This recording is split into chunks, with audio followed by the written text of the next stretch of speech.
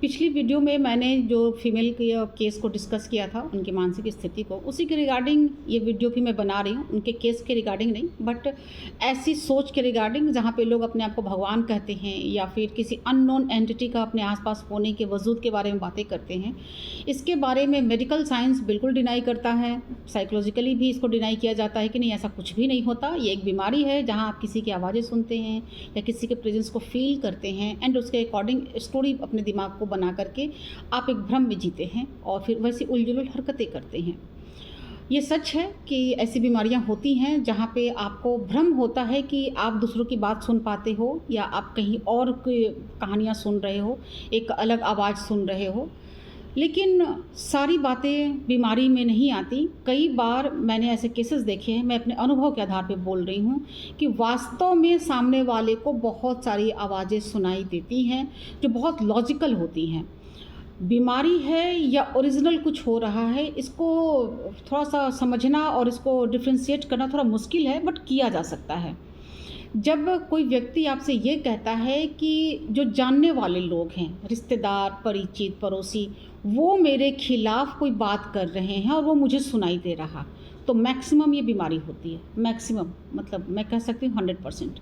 जहाँ आप अपने जानने वाले किसी एग्जिस्टेंस में रह रहे व्यक्ति के बारे में ये डाउट करते हैं कि आपको उसकी आवाज़ें आ रही हैं या वो आपके खिलाफ कुछ कर रहा है, आपके खिलाफ साजिशें हो रही। ये वर्ड मायने रखता है, साजिशें।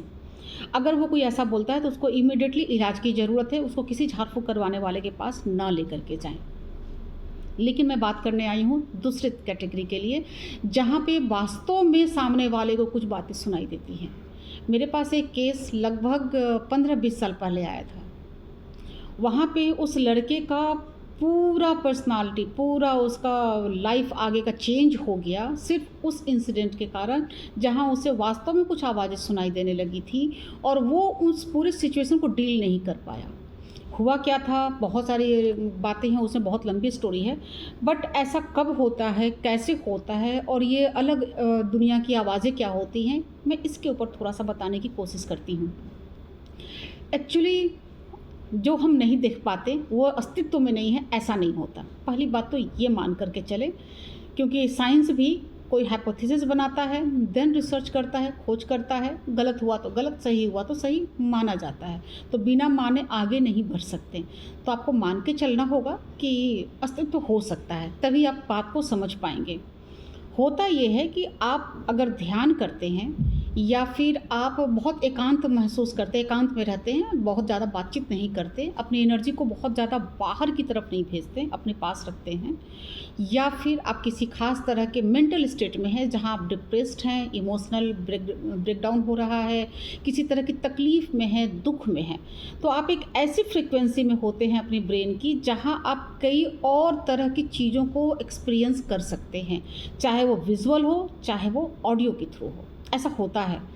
आप इसको माने ना माने, इसके ऊपर बहुत सारे रिसर्च आपको मिल जाएंगे, बहुत से लोग इसके ऊपर काम करते हैं, लेकिन फिर भी हमारी आज की यूथ तो बहुत कुछ मान भी रही है। बीच के 2-3 जनरेशन ने इसको पूरी तरह से डिनाई कर दिया, क्योंकि उनको ऐसा लगता रहा, उनके दिमाग में डाला गया कि ये सारी बातें बकवास होती हैं और जो ये बातें करते हैं वो अनपढ़ होते हैं। तो खुद को पढ़ा लिखा दिखाने के लिए उन बातों को मान लिया गया कि नहीं नहीं, ऐसा कुछ नहीं होता। जबकि अंधविश्वास उसको कहते हैं जहां आप बिना जाने किसी बात को नकार देते हैं या स्वीकार कर लेते हैं। जानने की कोशिश करेंगे तो आपको समझ में आएगा कि बहुत सी ऐसी चीज़ें होती हैं जिसको आप देख सकते हैं, समझ सकते हैं। कई बार हम इसको साधना के थ्रू, मेडिटेशन के थ्रू, किसी तरह का कोई बाहर का यूज करके, जैसे अल्कोहल हो गया या फिर किसी और तरह के नशे की चीज़ों को यूज करके, हम अपने आप को उस स्टेट में लेकर के जाते हैं जहां हमारे ब्रेन की फ्रिक्वेंसी किसी अदर डायमेंशन से मैच करती है और हम रिसीवर की तरह काम करने लगते हैं। कई बार इन्हीं चीज़ों के लिए बहुत अच्छे से वेल मैनर तरीके से हमारे यहाँ सिस्टम बना हुआ है, जिसमें साधनाएं होती हैं, मंत्र जाप होता है, प्रयोग करके हम उस फ्रिक्वेंसी को मैच कर सकते हैं बाय प्लान। कभी कभी एक्सीडेंटल भी होता है कि आप किसी एक्सीडेंट में कुछ खास तरह की इंजरी होती है और आप उस जोन को मैच कर जाते हैं। मेरा खुद का एक्सपीरियंस है, मैंने साधना के थ्रू इन चीज़ों को जाना है, देखा है। मैं कई लोगों के बारे में बात कर सकती हूँ, दिखा सकती हूँ, जिसके बारे में बात करना भी बेवकूफ़ी होगी, क्योंकि मुझे पता है कि इसको यकीन करना मुश्किल है। क्योंकि कुछ समय पहले तक खुद मैं ये कहती थी कि क्या बकवास बातें हैं, लेकिन जब आप जान जाते हो, समझ जाते हो, तो आपको यकीन करना पड़ता है, जो कि मेरे साथ हुआ, क्योंकि मैंने उन चीज़ों को देखा है, जाना है, एक्सपीरियंस किया है, देन मैंने विश्वास किया है। ना कि सुनी सुनाई बातों पर, पढ़ी पढ़ाई बातों पर बस ऐसे ही मान लिया। मैं अंधविश्वासी नहीं हूँ, जब तक एक्सपीरियंस में ना हो मेरे लिए मानना मुश्किल होता है। तब जा कर के मुझे पता चला कि नहीं, कितनी सारी चीज़ें हैं जो हमारे पूर्वजों के द्वारा की जाती रही हैं और हम उसे डिनाई करते रहे हैं।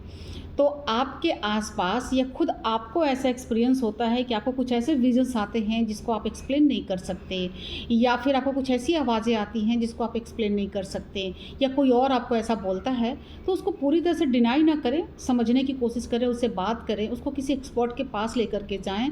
हो सकता है कि वो सच बोल रहा है, और अगर आप उसका सही समय पे सही समाधान दे पाएँ तो वो एक हेल्दी जीवन जी सकता है।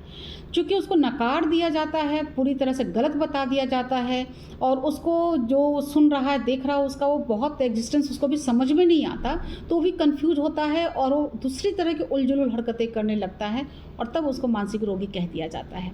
तो थोड़ी सी सावधानी, थोड़ी सी समझदारी से हम किसी व्यक्ति को अदर डायमेंशन के जो उसके एक्सपीरियंसेस है उसके आधार पे उसके कारण उसको पागल ना होने दें। ये हमारा काम होता है, ये हमारा फ़र्ज़ है कि हम उसे बचाएं, उसको समझने की कोशिश करें।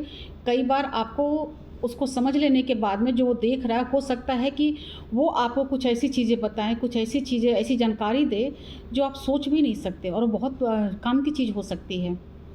हमारे यहाँ बहुत सी ऐसी विद्याएं इसी तरह की आवाज़ों और विज़न पे डिपेंड करते हुए लिखी गई, बताई गई, और वो काम करती हैं। हमारे यहाँ बहुत से ऐसे ऋषि मुनि थे जिनको विज़न के कारण उन्होंने ग्रंथों की रचना की है। लेकिन हमारे सामने एक व्यक्ति आता है जो ज़्यादा पढ़ा लिखा नहीं है, या ऋषि नहीं है, या फिर वो आध्यात्मिक नहीं है, और वो जब अपनी बात करता है अनगढ़ तरीके से, तो उसे पागल कह दिया जाता है। तो किसी को पागल कहने से पहले उसको बहुत अच्छे से उसका ट्रीटमेंट कराएं, उसको एक्सपर्ट्स के पास लेके जाएं, उसकी बात को समझें, तब घोषित करें कि उसको क्या इलाज कराना है। हो सकता है कि वो आपके साथ कुछ सही बात शेयर कर रहा हो जो आपके और आपके परिवार के लिए सही हो, ज़रूरी हो और काम की हो। इस तरह का आप लोगों का कुछ अनुभव हो तो ज़रूर यहाँ पे लिखें। मैं मेडिकल साइंस को पूरी तरह से नकार नहीं सकती, लेकिन इसका ये मतलब नहीं है कि हम अपने अनुभवों को नकार दें। मेडिकल साइंस के पास जिन चीज़ों की दवाइयाँ हैं, जिन चीज़ों के लिए उनके पास टेक्निक है, उसको वो एक्सेप्ट करते हैं। इसके अलावा बाकी हर चीज़ को वो नकार देते हैं। तो आपके पास समाधान नहीं है, इसका ये मतलब नहीं है कि समस्या दूसरी तरह की नहीं हो सकती। हो सकता है कि उस समस्या का समाधान कहीं और हो। तो अंधा भरोसा मेडिकल साइंस पर भी ना करें। इस बात को समझें, अपनी धरोहर को, अपने पूर्वजों द्वारा कही गई कई बातों को दोबारा समझें, सुने, उसको खुद से आप ऑर्गेनाइज करें, स्टडी करें, अपने ग्रंथों की स्टडी करें। आपको बहुत से फैक्ट समझ में आएंगे। आँख पे पट्टी बांध करके अपनी ही जड़ों को न काटें।